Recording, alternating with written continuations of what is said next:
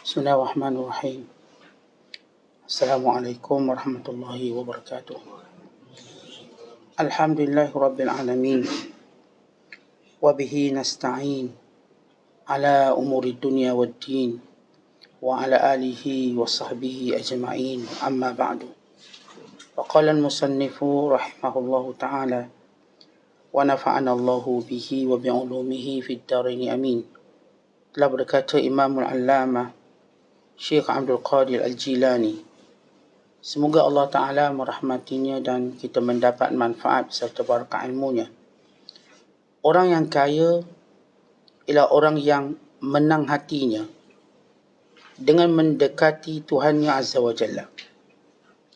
Manakala orang yang fakir ialah siapa yang tiada mencapai semua itu. Jadi siapa yang mahukan kekayaan ini, hendaklah dia meninggalkan dunia dan akhirat dan segala yang ada di dalamnya, bahkan apa sahaja selain dari Allah secara total. Dia harus mengeluarkan semua perkara dari dalam hatinya satu demi satu. Jangan bergantung dengan sedikit yang ada di tangan kamu sekarang ini. Hanya saja diberikan yang sedikit ini pada sisi kamu ialah supaya kamu menjadikannya bekal untuk menggunakannya dalam perjalanan menuju kepada Allah. Dijadikan semua nikmat ini bagi kamu ialah supaya kamu mengingati Allah yang semua itu datang daripadanya. Kemudian diberikan kamu ilmu supaya kamu mengamalkannya dan mendapat petunjuk dengan cahaya ilmu itu. Ya Allah, ya Tuhanku, berilah hati kami petunjuk untuk menuju kepadamu. Dan berilah kami kebaikan di dunia dan kebaikan di akhirat. Serta selamatkanlah kami dari api neraka. Muslimin dan muslimat senang penonton yang dirahmati Allah sekalian. Menjadi cita-cita manusia untuk menjadi orang yang kaya. Bahkan menjadi yang terkaya. Manusia berlomba-lomba untuk memperolehinya, mendapatkannya dengan pelbagai cara. Ada yang dengan cara memiliki kuasa untuk dia menjadi kaya. Ada dengan cara mengenali ramai orang supaya dia dapat mengumpulkan segala kekayaan. Ada yang mempelajari pelbagai ilmu untuk menjadi kaya. Bahkan setengah mereka sekitar tahun 1926 atau 27. Ada seorang pengarang, bila dia nak membongkarkan ilmu kekayaan, maka dia buat kajian tentang tamadun Babylon. Kekayaan tamadun Babylon. Yang ditulis sekitar tahun 26, tahun 27 Masihi. Bersungguh-sungguh dikaji tamadun tadi untuk keluarkan ilmu kaya. Dan demikian manusia buat pelbagai tajribah, percubaan untuk kaya. Mereka mencuba dengan segala idea. Bahkan dikatakan hari ini, siapa yang paling banyak ideanya, dialah yang paling kaya.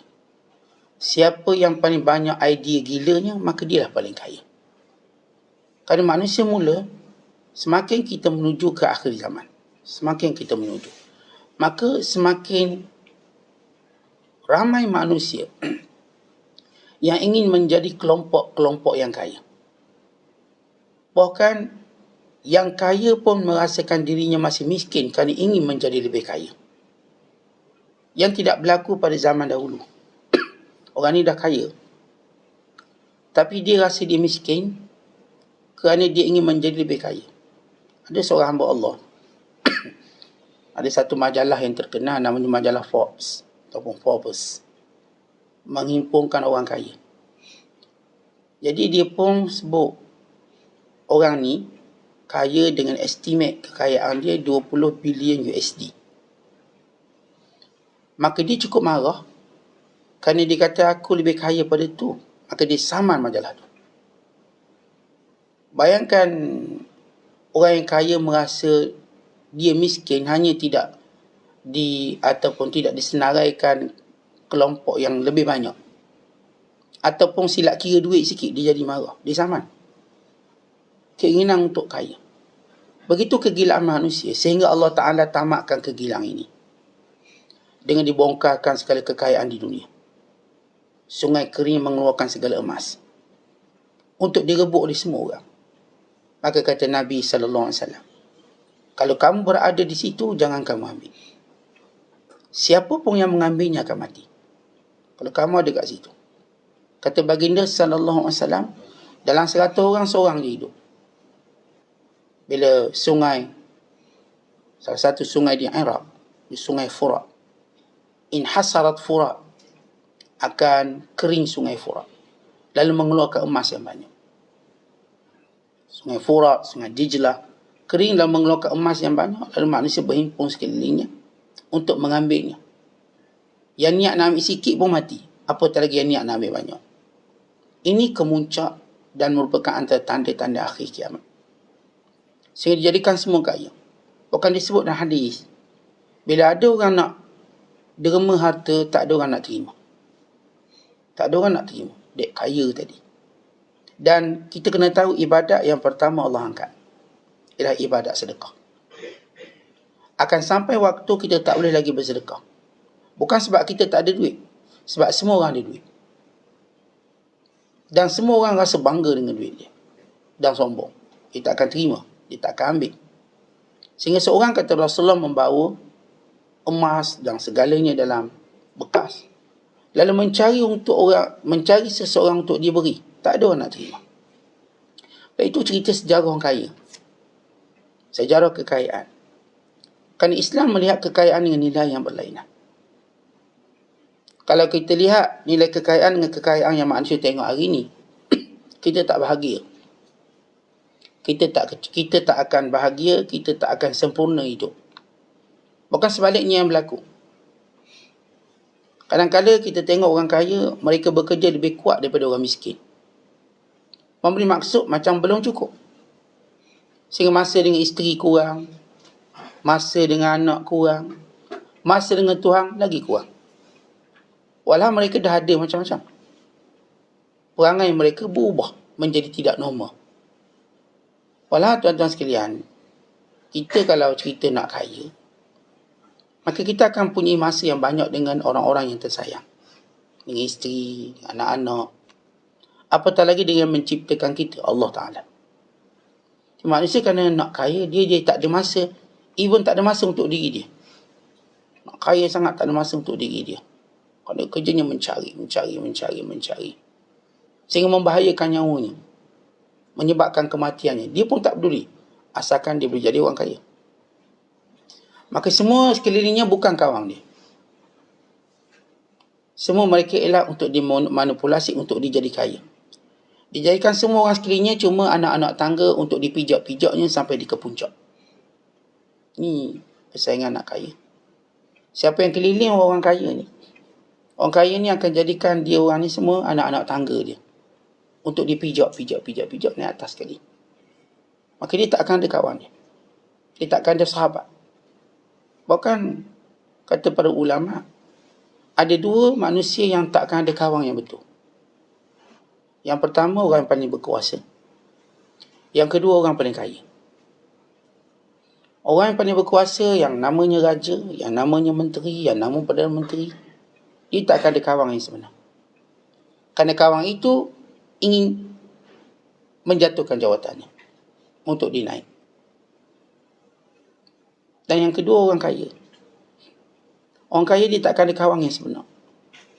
Kerana yang sekelilingnya, sebagaimana dia jadikan sekelilingnya sebagai anak-anak tangga dia untuk dia berjaya dan kaya. Demikian orang sekeliling juga menjadikan dia sebagai sumber untuk mereka mendapat apa yang mereka nak.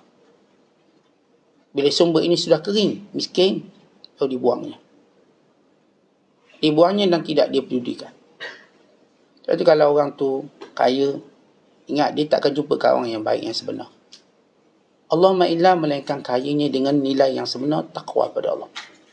Maka dia akan jumpa kawan-kawan betul. Demikian juga orang ada kuasa. Dia tak akan jumpa kawan sebenar. Dan ini dua golongan. Kita sebut tadi kebiasaan. Wah, ada orang kaya dia ada kawan sebenar dan sebagainya, orang yang ada kuasa. Kita sebut kebiasaan.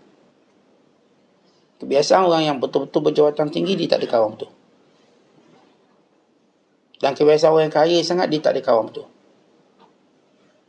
Kalaupun ada, untuk mengambil apa yang dia ada. Maka lihat bagaimana Islam nak ajar kita kaya sebenar.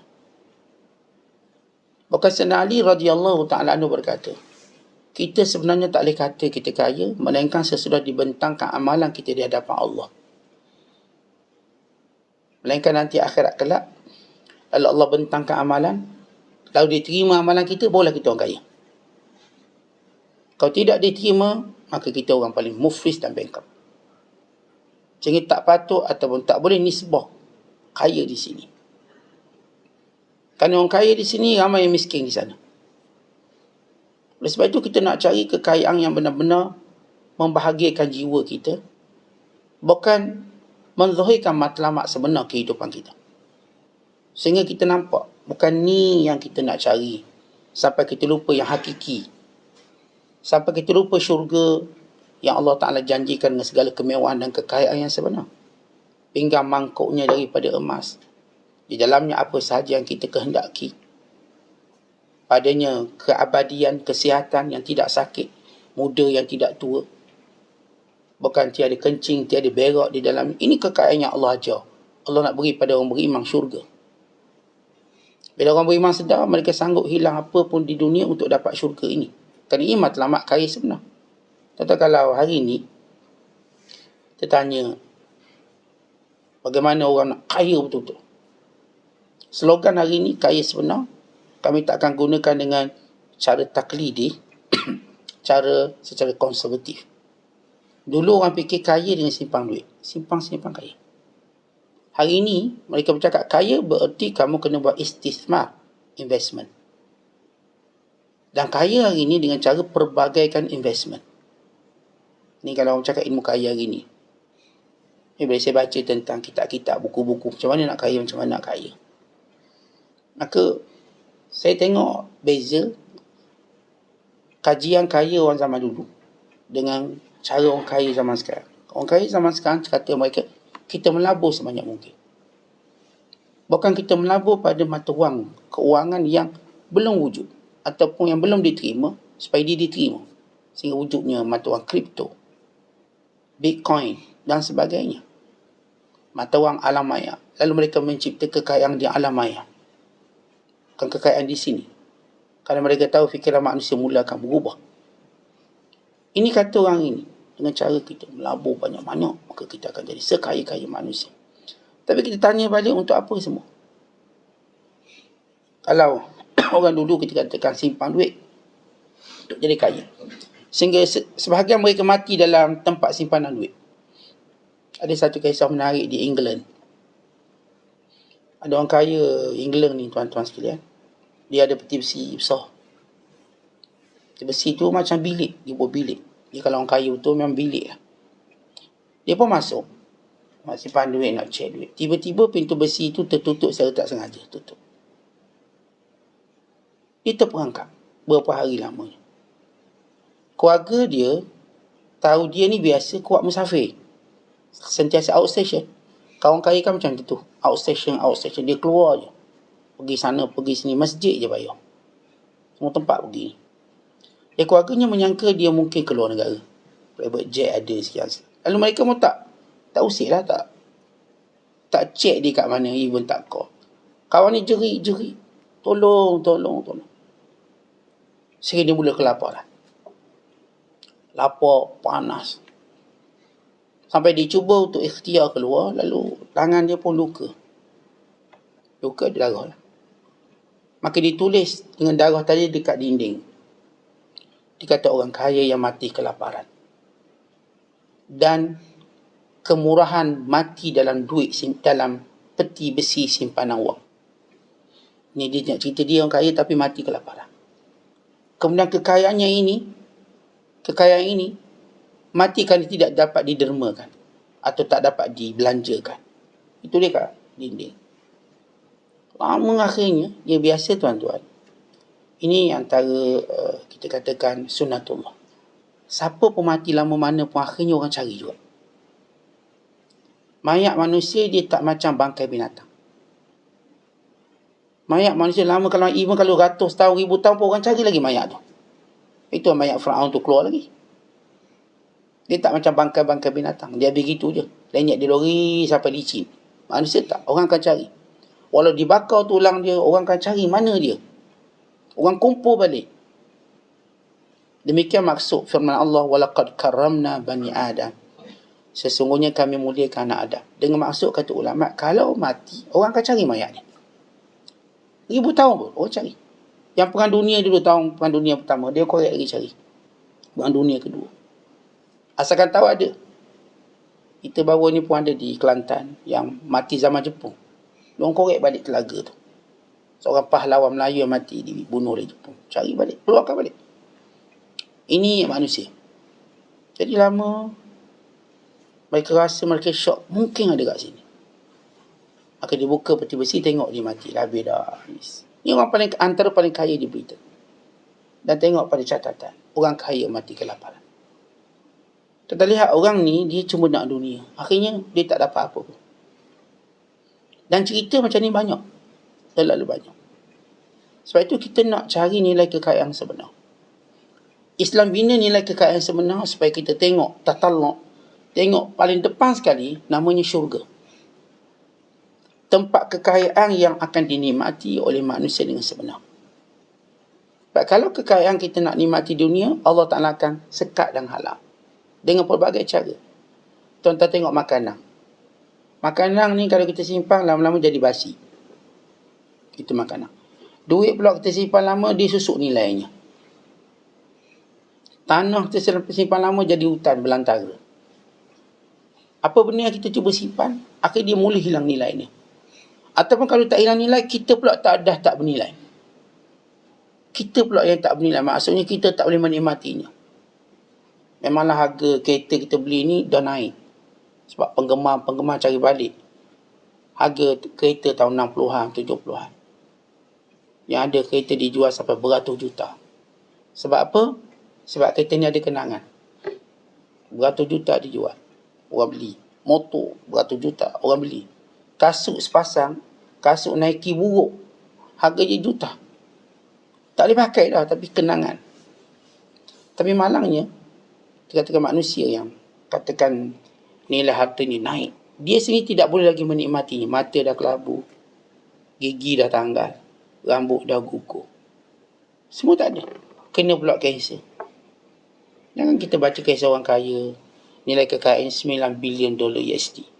Pengasas iPhone, iPad. Akhirnya mati kerana kanser. Tak boleh makan tu, tak boleh makan ni. Jadi seperti tengkorak hidup. Dipapah oleh manusia. Kereta tak boleh naik dan sebagainya. Ada seorang hamba Allah wanita. Tokeh kosmetik dunia. Dia kena kanser, dia kena botak kepala dia. Rambut dia tu. Dia ada private jet, sekian-sekian. Semua dia tak boleh guna. Dia cuma tunggu di bilik rawatan. Untuk menunggu mati dia. Itu cerita kaya dunia orang syariah. Jadi kita macam mana nak kaya yang sebenar? Bila Syam tu dia kata, orang kaya yang sebenar ialah orang yang menang hati dengan dekat Allah. Dan beliau menyebut, terus beliau sebut satu, kita katakan, hakikat yang sebenar, dekat dengan Allah, jadi kaya. Tuan-tuan, kalau kita orang biasa, kita dekat dengan orang kaya, rasa tak kaya? Tuan-tuan ni orang biasa je lah. Tapi, kita ada kawan ni kaya. Kita rasa tak kaya? Rasalah sebab kita duduk hotel macam ni. Duduk makan macam ni makan. Sebab dia bawa kita. Dia ajak makan, kita makan. Kita pun rasa kaya. Apatah lagi orang dekat dengan Allah. Dekat dengan Allah mula kita rasa kaya. Kerana semua benda ni Allah punya. Kita rasa kaya. Maka Syam dia menyebut seorang yang hatinya dekat dengan Allah, maka dia kaya. Tapi kalau sekiranya dia jauh dari Allah, maka dia akan fakir. Dia akan fakir. Baik, ini dikatakan penanda aras yang utama. Lagi dekat orang tu dengan Allah, lagi dia kaya. Lagi jauh dia dengan Allah, lagi dia miskin. Jadi nilai kaya kita ialah nilai jarak. Dekat ke jauh? Kalau kita dekat dengan Allah, maka kita ada peluang menikmati segala kekayaan yang Allah Ta'ala punya. Allah berikan kita kekayaan sebenar, kekayaan jiwa. Sebab itu disebut dalam hadis, laisal ghina an kasratil arab Walakinnal ghina ghinan nafs. Nah, hadis yang diulatkan oleh Abu Hurairah yang dikeluarkan oleh Bukhari dan Muslim, muttafaq alaih. Nabi kata, laisal ghina an kathratil arad, walakinnal ghina ghinan nafs. Ada dua frasa. Bukanlah orang kaya harta benda. So, sebut frasa pertama, bukanlah orang kaya harta benda. Ia bersalah dengan apa yang orang nilaikan. Kaya dia banyak benda. Baik, Nabi kata, bukan yang banyak bantu benda. Baik, kenapa kita katakan bukan? Yang pertama, kerana apa yang dimiliki tadi akan berpindah tangan. Apa yang dimiliki tadi akan binasa. Apa yang disebut dimiliki tadi tidak boleh dia nikmati. Dia tak boleh nikmati. Jadi kalau ada di India, tuan-tuan, ada hamba Allah seorang, dia kaya. Rumah dia 27 tingkat. Pelayang dia, khadam dia atau orang gaji dia, bibik dia 1,000 orang. Rumah ni nilaian dia $1 bilion USD. Yang dibina di Mumbai, India. So, bayangkan 27 tingkat dengan sekian-sekian. Dia akan tua nanti, dia tak akan menikmati semuanya itu lagi. Dia akan tua. Jadi bila Rasulullah sebut, bukanlah kaya tu kaya harta. Sebab pertama, harta tu akan berpindah tangan. Harta tadi akan binasa. Dan kita pula tidak boleh menikmatinya sampai masa. Orang beli rumah besar ni, kita sebut rumah agam. Last sekali bilik kecil bawah sekali. Dan katil yang tak pernah dia impikan dan tak pernah dia cita-cita. Katil hospital. Mana ada orang kaya nak beli katil hospital kalau tak sakit? Nak beli katil king tu. So, yang harga mungkin ratus, mungkin juta. Last sekali cari katil hospital yang naik turun. Yang tak pernah diimpikan. Rumah besar ke kecil dapat. Dia menikmati kecil. Maka bagaimana kita nak kata kaya sebenarnya banyak harta? Sedangkan ia berpindah tangan, ia akan binasa. Kita juga tak boleh guna. Bukan kita akan mati meninggalkannya. Jadi, ia dah jelas Rasulullah sebut. Laisal ghina an kasratil arad. Kemudian Nabi sebut frasa kedua. Walakinnal ghina ghinan nafs. Tapi kaya sebenarnya ialah kaya jiwa. Kaya jiwa. Apa maksud ghinan nafs, kaya jiwa? Yang Rasulullah sallallahu alaihi wasallam mendoakan supaya dia memperolehinya. Supaya kita semua memperolehinya. Kata kaya jiwa ini yang pertama bermula dengan sifat redha dengan apa pun Allah bagi. Itu kaya jiwa pertama. Dalam hadis Nabi sallallahu alaihi wasallam, Nabi kata, irda bima qasamallahu laka takun aghnan nas. Redalah dengan apa yang Allah beri kepada kamu, kamu jadi orang paling kaya. Sifat redha maknanya bila diberi je pada kita, maka kita kata cukup. Maka itulah sebenar-benar kaya. Maka masa lain kita pun boleh tidur, boleh rehat, boleh jumpa anak bini.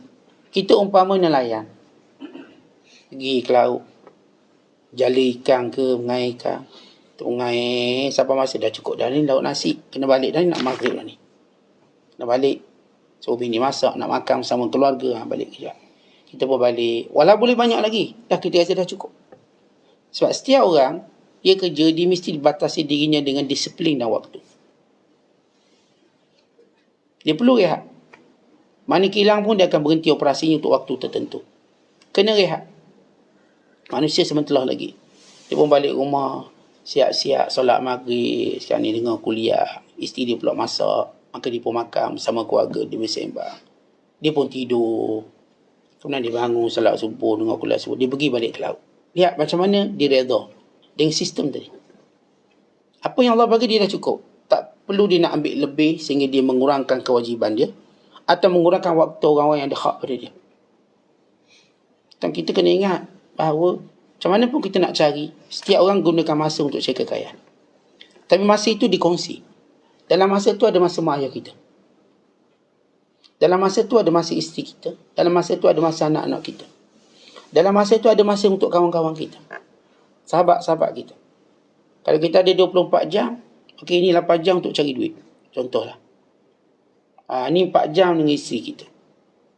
Ini 4 jam lagi dengan kawan kita. Contoh. Ini lagi 4 jam untuk ibadat kita. Ini 4 jam lagi untuk kita. Rehat, tidur, muhasabah. Maka orang yang tahu benda tu, dia akan rasa kaya sebenar dan datang redha dia. Itu pertama yang kita buat untuk jadi kaya jiwa. Dengan maksud dapat kaya sebenar, redhalah dengan apa yang Allah bagi. Yang kedua, tuan-tuan sekalian, ialah syukur. Alhamdulillah, syukur. Kerana Allah Ta'ala janji siapa yang syukur, Tuhan tambah. Dan kalau nikmat sentiasa tambah, maknanya kita makin kaya. La in syakartum la azidannakum. Kalau kamu syukur, aku tambah lagi. Kita dapat oleh sikit, alhamdulillah, syukur kita. Syukur dengan apa yang kita dapat. Bahkan kata Nabi SAW, man asbaha minkum aminan fi sirbihi, mu'afan fi jasadihi, wa indahu qutu yaumihi, faka'annama hizat lahu dunya bihadafiriha. Siapa yang hari ni amang perjalanan hidup dia, aman, tak ada apa-apa. Kau naik kereta selamat, tak ada aksiden, tak ada terbabah, tak ada tergelincir. Badan pun sihat. Alhamdulillah, tak ada sesama, tak ada batuk. Kalau ada pun sikit-sikit masih boleh buat kerja. Dan hari ni ada makanan dia. Wa indahu qutu yaumi, ada makan dia. Bukan kata sarapan tengah hari pun dah siap. Malam pun dah ada. Kata Rasulullah, faka'annama hizat lahu dunya bihazafirya. Dia sebenarnya dah dapat semua dunia. Sebab dunia cuma itu. Dunia itu ialah amang tubuh badan, sihat tubuh badan, dan ada makanan. Itulah dunia. Bayangkan kalau salah satunya hilang. Macam saya sebut, tak ada makanan. Yang terkurung dalam peti besi tu, kaya, tapi tak ada makanan. Akhir mati dia. Mati dalam timbunan wang yang dia tak boleh beli makanan. Sebab terkurung. Bayangkan kalau kita sakit, berapa sen kita nak bayar untuk balik semula sihat? Doktor kata boleh, ni nak sihat tapi bayar mahal sikit lah. Kena bayar mahal ni. Berapa kena bayar, juta kena bayar. Kita sanggup tak bayar? Bayar. Sebab bila kita sakit, tak ada benda yang boleh gantikannya. Melainkan kita cuba memperolehinya. Sebab ada orang kaya, dia sakit, dia belanja berjuta duit dia untuk sihat balik. Untuk sihat balik. Tiba-tiba kita, tuan-tuan, tak payah belanja apa-apa, memang sihat. Tidakkah kita rasa kita kaya? Orang lain nak rawat kaki bayar belah ribu, puluh ribu. Buah pinggang bayar, nak cari buah pinggang 100,000. Satu dunia cari buah pinggang. Kita alhamdulillah ada buah pinggang. Tak rasa kaya ke? Ni mata kita, tuan-tuan. Orang lain tak ada mata. Beli mata. Kita ni ada mata. Berapa sen nak bayar ni? Segala jasad kita yang sihat ni, kalau kita nilai betul-betul, kita lah jutawan. Bukan miliar, bilioner kita. Berapa harga semua benda ni? Berapa harga nyawa kita? Berapa harga nyawa kita nak bayar? Maka di sini kita kaya tanpa kita sedar. Inilah dia jutawan yang tak sedar diri. Dia jutawan tapi dia tak sedar diri. Kita kalau jumpa orang kaya tak sedar diri, dia duk ngeluh dia miskin juga. Pelik dia ni. Kita sebenarnya para jutawan yang berjalan atas muka bumi. Dengan nikmat Allah yang bernilai berjuta-juta bersama dengan kita. Kata kalau orang tu dah ada simpan kasut lama lah. Dia dah rasa kaya, dia cuma tunggu masa nak jual kasut tu. Kalau kita ada simpan barang-barang yang kita sebut sebagai antik lah. Barang antik. Orang tak tahu, orang panggil barang sampah. Saya pergi ada satu kedai. Dia jual barang antik. Orang tahu dia jual apa? Dia jual tudung orang. Orang kampung saya panggil tudung. Tudung botol. Kita minum air orang dulu, air botol dulu. Tudung tu boleh jual. Pelik, kita buang tudung. Paling kurang pun buat main tudung lah. Tapi barang ni dah jadi barang antik. Dia jual tudung, botol, kamera buruk. Orang ni kalau dia ada barang antik kat diri dia, dia rasa tak dia kaya. Dia cuma tunggu masa nak jual dia. Tentang di tubuh kita, kata barang antik, kita ada benda original yang harganya mahal.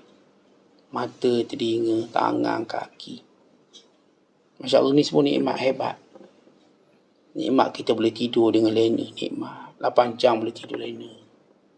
Nikmat dengan lidah dapat rasa semua masam manis, semua pahit, rasa belaka. Nikmat. Tapi kita lupa. Saya sebut kita jutawan tak sedari. Sedangkan kata Nabi SAW, siapa yang aman perjalanan dia, sihat tubuh badan dia, ada makanan dia, dia tak dapat dunia semuanya. Kita dah sihat, alhamdulillah. Dan kita pun ada makanan kita hari ni. Dan perjalanan hidup kita pun alhamdulillah selamat. Kita dah musafir banyak tempat, selamat. Daripada Terengganu pergi Johor, selamat, nikmat. Kita dari Johor pula pergi Kuala Lumpur, selamat. Yang disebut oleh Nabi SAW, aminah fi sirbi, aman perjalanan. Tuan-tuan nak pergi mana? Selamat. Yang pergi Mekah dah balik, selamat. Tak adalah kau tumbang jatuh ke dan sebagainya. Yang balik kampung, lepas dah buka sempadang, alhamdulillah selamat balik kampung, tengok mak ayah semua. Maka kita dah dapat nikmat itu. Nikmat tadi cukup untuk menjadikan kita rasa kaya. Dan yang ketiga ialah cara untuk kita rasa kaya. Tengok orang yang di bawah kita. Waktu tuan-tuan rasa miskin, tengok orang bawah kita. Sabda Nabi SAW, unzur ila man huwa asfala minkum, wala tanzuru ila man huwa fawqakum, fahuwa ajdaru alla tazdaru ni'matallahi alaikum. Dan hadis yang dikeluarkan oleh Imam Muslim, Rasulullah SAW mengingatkan kita, sentiasa tengok orang bawah kita, jangan tengok orang atas kita, kerana itu menjadikan kamu tidak pernah meremehkan nikmat yang kamu ada. Tahu waktu kita rasa, Allah, saya Ustaz kereta buruk je Ustaz. Kereta saya buruk je lah. Ekor pun tak berapa ada. Nu ada orang jalan kaki. Dia tak ada apa, hujang basah. Kita kereta-kereta buruk pun hujang tak basah. Jadi payung bergerak. Buruk-buruk kereta kita boleh bawa semua family. Jalan sana, jalan sini. Ada orang ada motor, dia boleh bawa bini dia ke atau anak. Kena pilih. Kena mengundi setiap kali nak jalan. Saya ingat masa saya kecil, bila ayah saya beli motor, Honda Fame. Zaman dulu Honda Fame. Yang anak ramai ni, setiap kali nak pergi pasar, nak mengundi, siapa nak naik motor tu? Dia tak naik 2-3 orang. Ayah saya ni Civic kuat. Dia tak bawa motor 2 orang naik. Dia betul-betul driver, passenger. Berebutlah siapa nak naik. Dah tahu kalau naik dengan ayah, boleh makan kedai. Kalau korang nasi minyak sepinggang, teman ke pasar dan sebagainya. Ayah kan nak pilih salah seorang je boleh naik. Siapa yang akan naik? Siapa masa start motor dia ada kat situ, boleh naik lah dia. Jadi ni, telinga ni kena tajam sikit. Bunyi motor, berlari lah. Tengok orang, ada orang tuan-tuan bila dia ada kenderaan terpaksa pilih anak dia naik. Maknanya kalau kita ada kereta, katakan buruk sekalipun, alhamdulillah boleh kumpul semua naik. Boleh naik lagi, dalam bonet pun boleh isi lagi. Ni kereta lama, wagon, tuan-tuan, wagon. Dulu ayah saya beli kereta wagon. Kereta wagon ni sampai ke bonet boleh duduk. Sebab bonet kan terbuka, macam SUV hari ni lah, MPV terbuka. Duduk kawasan bonet tu. Duduk sekali dengan pisang, sekali dengan ubi, duduk situ. Itu tak sempat jauh, muntah. Bau macam-macam. Tapi nikmat, kumpul semua. Jadi tuan-tuan sekalian, bila kita nak rasa kaya, tengok orang bawah kita. Waktu tuan-tuan tengok orang atas, kita pun rasa apa kedana kita. Tengok orang bawah. Kita ada rumah, orang lain tak ada rumah. Biar sewa pun, ada rumah, ada yang duduk dalam kotak. Ada duduk bawah jambatan. Ada yang berlega-lega tak tahu nak tidur ke mana. Kita cuma fikir nak tidur pukul berapa. Dia tengah fikir nak tidur ke mana malam ni. Dia tak ada rumah dia. Gelandangan. Maka setiap kali kita melihat nikmat orang bawah pada kita, kita kaya. Kita menjadi kaya. Maka ini yang diajar oleh Nabi SAW, nak rasa kaya. Dengan cara kita redha, dengan cara kita syukur, dan cara kita melihat orang bawah kita. Yang keempat, kata ulama, kita doa supaya Allah sentiasa beri kita kaya. Doa. Doa macam mana? Ya Allah, aku nak kaya. Bukan begitu. Nabi SAW ajar kita satu doa. Doanya ialah, ya Allah, jauhi aku daripada tamak. Dia ceritanya tuan-tuan, bukan kita tak kaya, tapi kita ni tamak. Itu cerita dia. Dalam hadis, Rasulullah ajar doa kepada kita. Allahumma inni a'udzubika min ilmin la yanfa'. Ya Allah, ya Tuhanku, aku berlindung kepadamu daripada ilmu yang tidak beri manfaat. Wa qalbin la yakhsha'. Dan hati yang tidak khusyuk. Wa du'ain la yusma'. Dan doa yang tidak dimustajabkan. Wa nafsin la tashma'. Dan diri yang tidak pernah kenyang. Yang ini tamak. Allahumma inni a'udzubika min haula'il arba'. Ya Allah, jauhilah aku daripada keempat-empat perkara itu. Yang pertama, surah doa, ya Allah, aku berlindung padamu daripada ilmu yang tak beri manfaat. Yang kedua, hati yang tak khusyuk. Yang ketiga, doa yang tidak mustajab. Dan yang keempat, diri yang sentiasa tidak cukup, yakni tamak. Aku berlindung kepadamu daripada tamak. Kita bukan persoalan kita tak kaya. Ceritanya bila tamak mula menetap di hati kita walau sikit, maka itulah sebab kita rasa tak kaya. Tu kita tak kaya. Hatta kalangan orang dah jutawan, bila ada je tamak, dia pun ambil duit orang-orang bawahan dia. Ambil orang bawahan dia. Ada seorang hamba Allah cerita pada saya. Saat saya kenal seorang hamba Allah ni, gaji dia 25,000 sebulan. Dia boleh hutang tukang kebun yang gaji 1,000 lebih. Hutang pun tu tak bayar pula. Dia sebulan 25,000 ni. Dia punya rasa tak cukup tamak. Pinjam pula dengan tukang kebun. Tukang kebun gajilah 1,000 lebih. Pinjam. Lepas tu tak bayar pula tu. Kita ramai mana orang yang lebih berduit tak bayar hutang orang yang tak ada duit. Orang tak ada duit tu tak hutang dia. Dia yang ada duit banyak hutang orang tak ada duit lalu dia tak bayar. Ramai mana? Ramai. Sebab apa penyakit dia? Tamak. Tamak. Bila tamak tadilah kita nak ambil hak orang. Kadang-kadang orang kalau dah kaya tak payahlah nak tipu orang miskin, orang felda ni tak payah tipu lah. Tak payah tipu petani-petani yang ada cuma tanah sikit-sikit. Tak, dia pergi tipu. Buat projek perumahan palsu, ambil tanah, konon nak bayar sekian-sekian. Akhirnya orang miskin ditipu. Dia zahirnya macam kaya tapi tamak dia menjadikan dia lebih miskin pada orang miskin tu. Apatah lagi akhirat kelak. Yang sanggup ambil hak orang ni bukanlah orang miskin yang ambil hak orang, orang kaya. Tapi dalam dirinya ada tamak. Sebab tu tuan-tuan, bila dalam diri kita tak ada tamak, tak ada hak orang lain kita nak ambil. Kita jumpa duit orang pun kita tak nak ambil. Itu bukan duit saya. Walaupun kita tak ada duit. Kita jumpa makanan orang, walau kita lapar kita tak ambil. Ini bukan makanan saya tak nak ambil. Tuan-tuan, kita jumpa selipar orang, kita tak pakai selipar orang, walaupun kita kaki ayam. Ini bukan selipar saya. Tak apalah, ambil je lah. Kan awak kan kaki ayam. Tak apa. Saya lebih suka kaki ayam daripada ambil hak orang. Tetapi ini orang yang kaya. Bila kita ada dalam diri kita ada suatu akhlak tidak mau mengambil hak orang lain, ketahuilah kita orang kaya. Kerana orang kaya sebenarnya tak akan mungkin ambil hak orang lain. Bukan diberi apa yang dia ada. Itu orang kaya. Tapi orang selagi mana suka ambil hak orang lain, maka dia masih lagi miskin. Itu kadang-kadang ada orang dah memimpin negara. Allah beri dia macam-macam keistimewaan memimpin negara.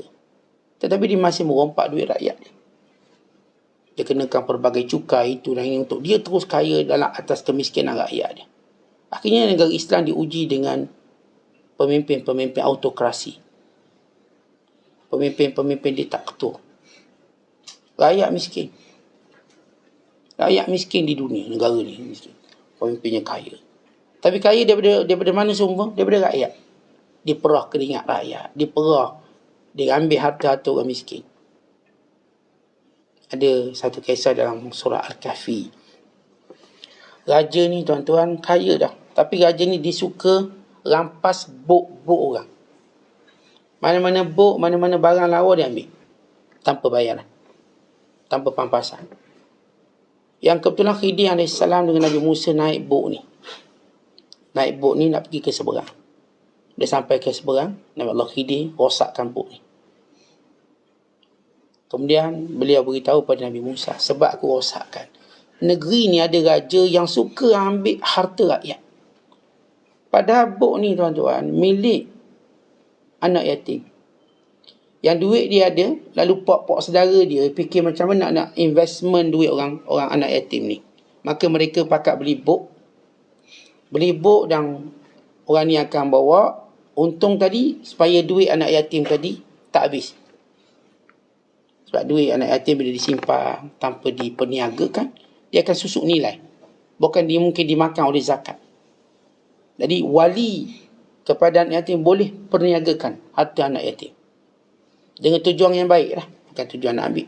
Niaga supaya duit tadi sentiasa banyak. Dan mereka berhak ambil upah. Jadi kisah bok tadi ialah hasil daripada anak yatim Yang pok-pok saudara ni orang baik-baik, yang jaga anak ni. Lalu mereka ambil tadi beli buku supaya duit ni jalan banyak. Maka buk macam ni pun kalau laki dia tak rosakkan pun raja ambil. Raja negara tu. Kau bayangkan ini orang paling-paling fakir sekali. Dah ada kuasa patut jaga rakyat. Bukan dapat segala kemudahan harta. Namun dia nak ambil lagi yang rakyat miskin. Tanah rakyat miskin nak ambil. Buk kecil pun nak ambil. Niaga-niaga kecil rakyat pun nak ambil. Semua nak ambil. Conquer semua. Kenapa? Dalam dirinya ada tamak. Sebab tu tuan-tuan, selagi mana kita dan diri tak ada tamak, maka kita orang kaya. Syukur pada Allah bila terlintas depan kita hak orang lain, tak rasa pun kita nak ambil. Wa imma kita ambil cara tipu ke, wa imma cara hela atau cara paksa atau apa pun cara, tak pernah terlintas, ketahuilah Allah dah kayakan kita. Sebab itu ajar anak-anak kita ilmu kaya ni yang pertama. Bang, jangan ambil hak orang. Jangan anak-anak kita balik sekolah, pembarisnya banyak, pemadangnya banyak. Mana ni? Ambil yang kawan punya. Jangan. Pulangkan balik. Kalau kita cek beg anak-anak kita ada barang bukan hak dia, dia kata ni kawan bagi, jangan percaya. Kata pada dia ambil, hantar balik. Jangan ambil hak orang. Walau dia bagi, jangan ambil. Ajar anak kita ilmu kaya. Kalau tak ada, minta dengan ayah. Beli pemadam. Ya, anak-anak kita kadang-kadang setengah anak-anak kita lah. Kalau jenis pergi sekolah, semua barang hilang. Ni satu. Jenis anak, semua hilang. Buat memang dia sedekah belaka ke, atau ambil belaka. Dengan beg-beg dia tak ada. Mana beg? Kawan ambil. Kawan ambil. Bekal kawan, duit kawan. Ada pula jenis anak yang bila dia balik, penuh beg dia. Pergi satu beg, balik 3 beg. Ni beg kawan bagi. Kita kata betul anak ni bijaknya bisnes. Bukan bisnes, tu bahaya tu. Dia punya tamak tu bahaya. Ajar dia, bang, abang pergi sekolah 1 beg, bawa balik 1 beg. Kenapa balik sampai 3 beg? Dengan beg-beg cikgu dia balik sini. Ya, budak ni kita tak kata dia mencuri. Tapi ialah kadang-kadang berlaku secara tak sengaja. Berlaku dengan sebab kawan-kawan tak tahu nilai bagi. Ada seorang budak tu, bila ayah dia dapat gaji, dia selup poket ayah dia, banyak duit RM50. Dia ambil. Dia pergi sekolah, dia bagi semua dengan cikgu-cikgu, dia bagi duit tu. Bayangkan RM50 seorang bagi. Bila suami balik cek, duit gaji habis. Tanya bini dia. Biasa anak tu suka selup poket, bukan mencuri saja anak-anak dia. Pergi balik sekolah, minta balik, kutip balik RM50. Budak ni kita tak kata dia jahat dan sebagainya, tapi perangai dia. Bayangkan kalau kena kat kita, dia kutip gaji kita tu.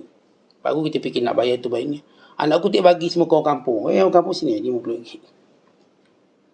Penat kita nak minta balik tu. Ada seorang hamba Allah, dia suka simpan duit lama. Duit lama. Ayah dia tak ada, dia kutip, ambil, dia bagi semua jirang-jirang dia. Berebut jirang. Balik ayah garang, kutip balik. Merau pergi kutip balik. Jadi maksud saya dalam kisah-kisah tadi, kita anak-anak kita kalau ke sekolah, jangan sampai dia buat balik barang bukan hak dia. Ajar dia. Ini ilmu kaya pertama, didik anak-anak. Dia pergi macam tu, biar dia balik macam tu. Kalaupun dia balik kurang, jauh lebih baik daripada dia balik lebih. Maksudnya kalau kita bagi dia peng 2 batang, pemadam, sekian-sekian, balik dengan 100 batang peng, itu lebih baik daripada dia balik 4 batang peng. Kita tidak mahu tanam dalam dirinya tamak mengambil hak orang lain. Walaupun dia mengambil secara orang tu mungkin rela tapi tak berilmu. Maksudnya budak-budak sama-sama dia bagi dan kadang dia tak ada ilmu.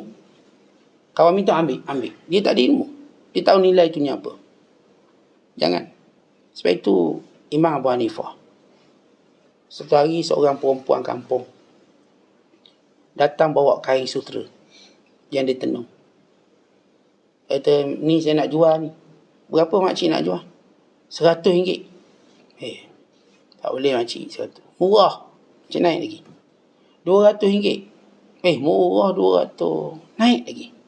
Sebab Imam Abu Hanifah tahu orang ni tak tahu nilai. Dan dia tak akan mengambil hak orang yang tak tahu nilai. Setengah orang, dia bodoh tak tahu saat kita ambil lah, murah-murah. Jangan begitu. Biar dia tahu nilai. Sehingga dia jual dengan redha. Sebab kalau nanti orang beritahu nilai, dia akan marah balik kat kita. Lalu kata Imam Abu Hanifah, naik lagi. Ni bukan harga dia 200. 300 lah. Murah lagi. Ni naik lagi. Dia pun naik 400. Okey, 400. Lalu kata Imam Abu Hanifah, siapa nak beli kain ni, aku nak jual 500. Maka seorang datang beli 500.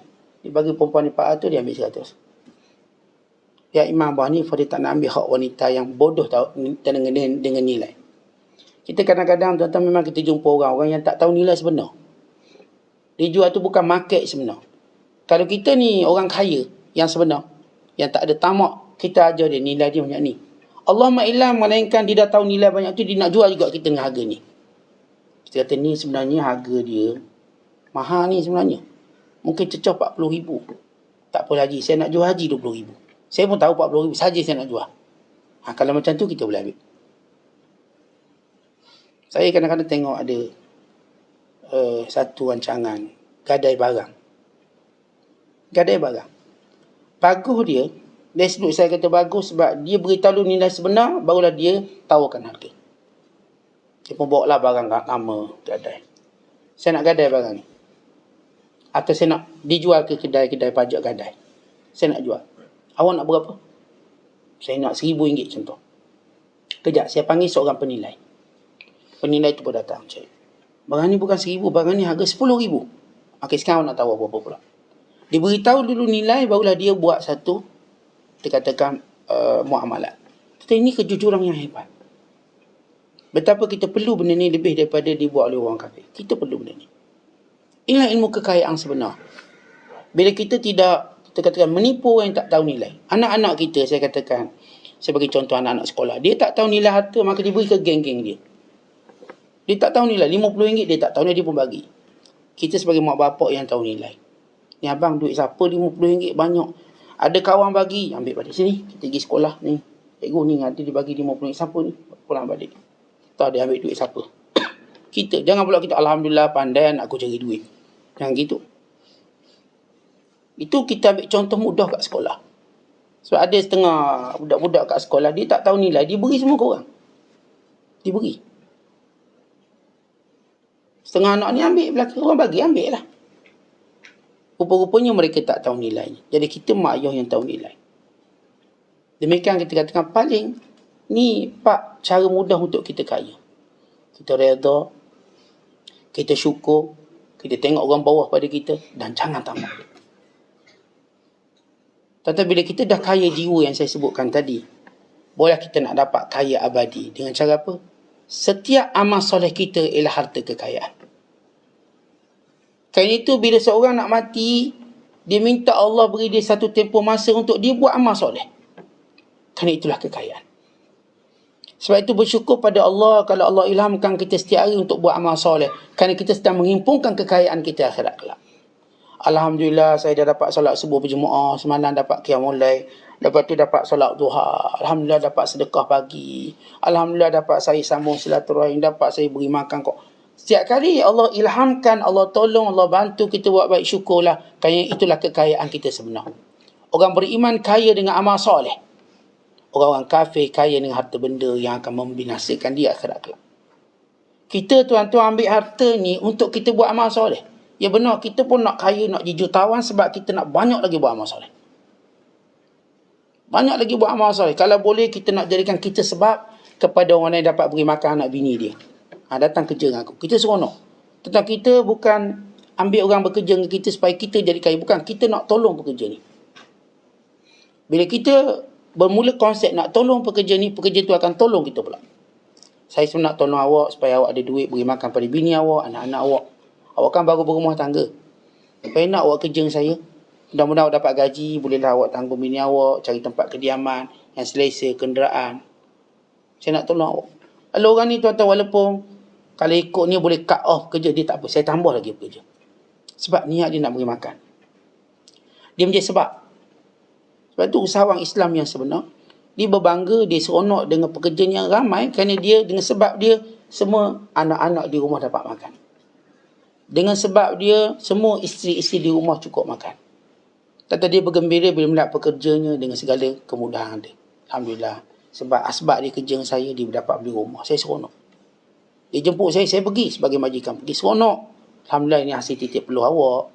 Kurnia Allah Ta'ala pada awak, boleh beli rumah, tempat bini berteduh, tempat anak-anak. Dengar pula dia beli kereta kerana gaji yang kita bagi. Alhamdulillah, kita pun seronok. Bolehlah dengan kereta tadi, dia pergi tempat-tempat menyenangkan anak bini dia. Kita dengar dia pula dengan sebab gaji dia dapat daripada kita, beri dia tolong mak ayah dia yang sakit. Oh, seronok kita. Kita asbab kepada dia menjadi anak taat. Macam tu kita orang Islam. Kita nak kaya kerana tu, untuk membuka lebih luas amal soleh kita. Ada seorang kaya Islam, dia duduk dekat Nigeria. Kaya dia. Hidup dan miskin pun kaya. Dia ada lebih kurang 25,000 pekerja. Pekerja dia 25,000 orang. Maka dia jaga kebajikan pekerja 25,000 orang. Bayangkan kaya dia untuk ni, untuk pekerja dia. Yang ada seorang di Mesir, pekerja dia ada 60,000 orang yang meninggal dunia baru-baru ini. 60,000. Yang dianggap semua pekerja ni adalah keluarga dia. Ni besar mana pahala dapat.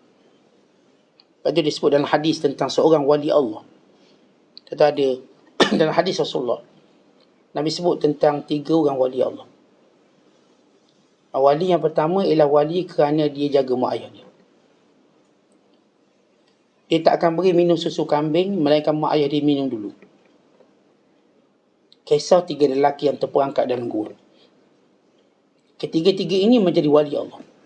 Yang asal terperangkap dalam gua, masing-masing menyebut amal soleh masing-masing. Yang seorang tu sebab dia jaga mak ayah dia, maka dia menjadi wali Allah. Allah muliakan dia. Sehingga batu tadi bergerak untuk melepaskan dia daripada perangkap dalam gua. Yang seorang lagi pula tuan-tuan, dia pernah ingin berzina, tapi kerana takutkan Allah, dia dalam keadaan sudah berada yang biasa orang akan teruskan.